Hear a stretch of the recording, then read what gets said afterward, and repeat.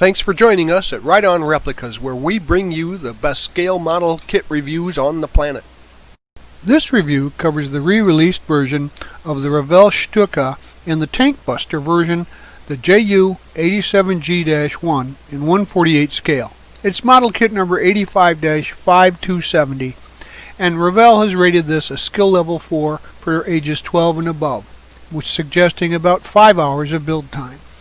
In the box you'll get 53 parts, molded in light gray and clear, with water slide decals that are very nice but thick with crisp edges, and flawless adhesion.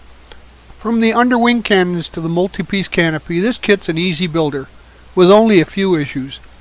And it's been around a long time, at least 1968, and the molding technology from that era is still evident, as it'll take some time for extra test fitting and filling to do this kit properly. But after you're done, you'll have a great looking Stuka at a great price, and this will fit the bill for that.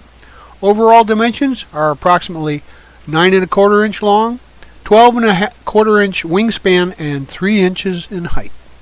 The kit's contents come poly-bagged like this, but always remember to follow the manufacturer's safety and use guidelines when using any of the products mentioned here for your own protection.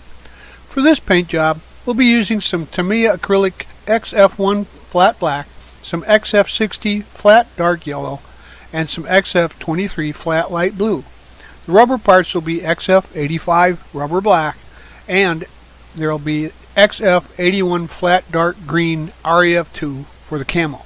Now pull out the 4 pieces required for the cockpit and realize that there's just a platform, 2 seats, and a joystick. There's 2 crew members with this kit too, but I chose not to put those into place, although they would kind of cover up the fact that there's very little detail in the cockpit area. Paint the interior area by the cockpit opening a dark gray, and gather up the prop shaft, the prop, and the firewall/instrument gauge cluster, and assemble those.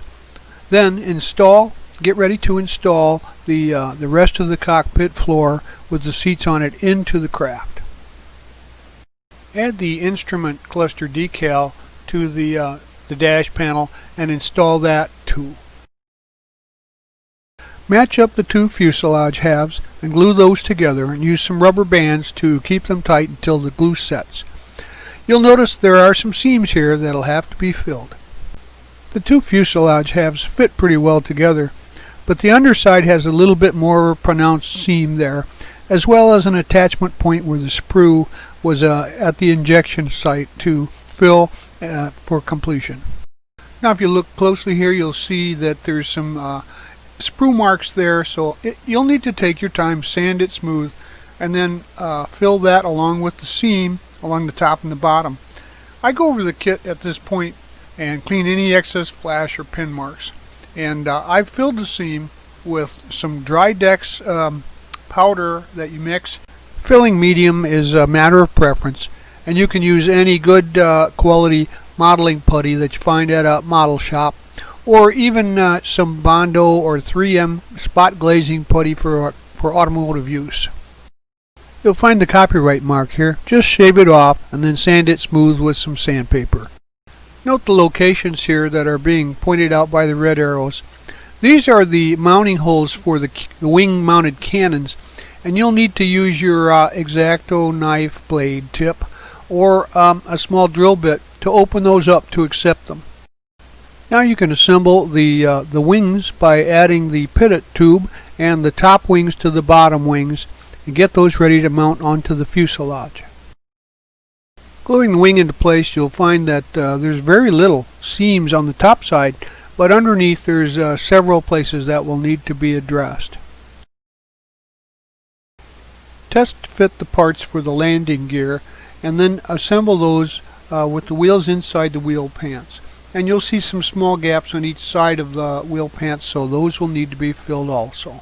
Gather the parts and test fit them for the tail section of the plane, then install them into place using some good strong glue. They fit pretty well, so there shouldn't be any issues here. Add the supporting struts into place and make sure that the tail planes are horizontal. Now gather the parts for the cannon and the ducts there that go on the underside of the plane, And note that the red arrow here is pointing towards a correct gun. That would be your port side or left gun.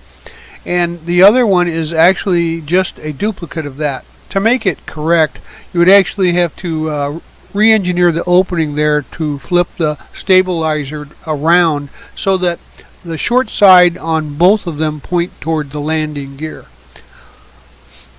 There's also 4 small parts here that are installed to the wing flaps on the underside. So align those up and make sure that they're in proper alignment and glue those into place.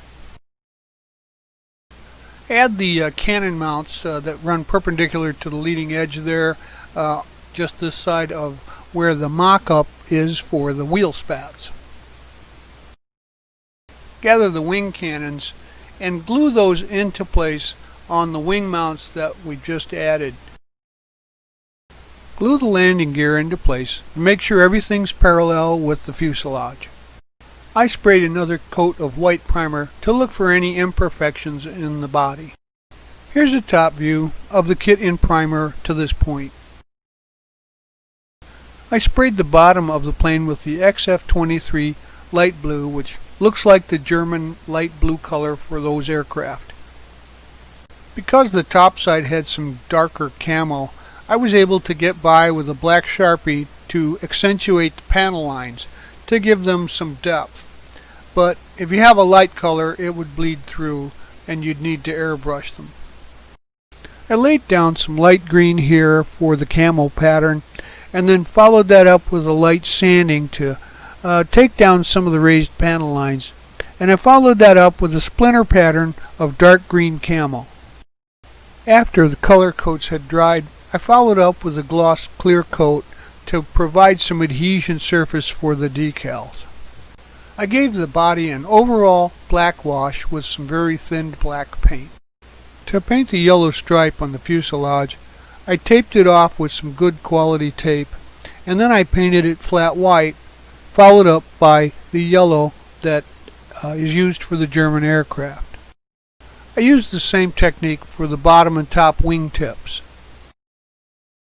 Here are the decals for the kit, and I strongly recommend that you use a decal setting solution like Microscale Industries products to make sure that they follow the contours of your model. If you skip the gloss coat, you're likely to end up with what's called silvering on your decals. But as you can see here, they blend in pretty well to the plane's surface. Take a look at the placement of the decals for both the underside and for the top side of your model. This thing's really starting to take shape now. I added some what we call chipping to my model. You just use a small brush and place some tiny dabs of silver in the high traffic areas to make it have a used and battle tested look. I continued around the airframe to add some chipping to areas like the prop blades and walk areas and slide areas of the cockpit glass and mechanism, and that gives you that weathered look we talked about earlier.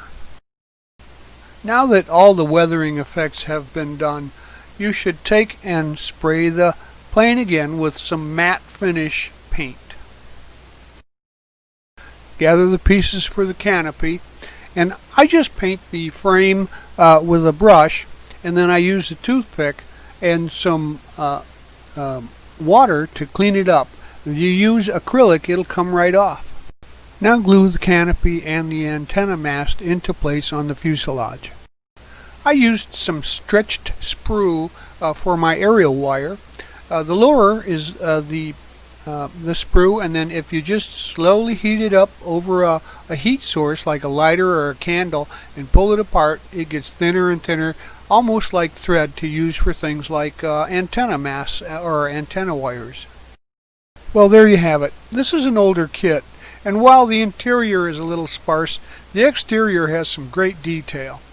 With a lot of test fitting and some filling, this turns out to be a really nice looking model at a bargain basement price. I think it'll go well on your shelf, but remember, it's going to take a little intermediate skills and a little extra work.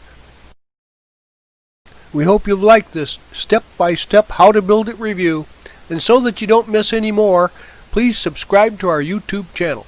And you can find us on Facebook and at our website www.rideonreplicas.com. Thanks.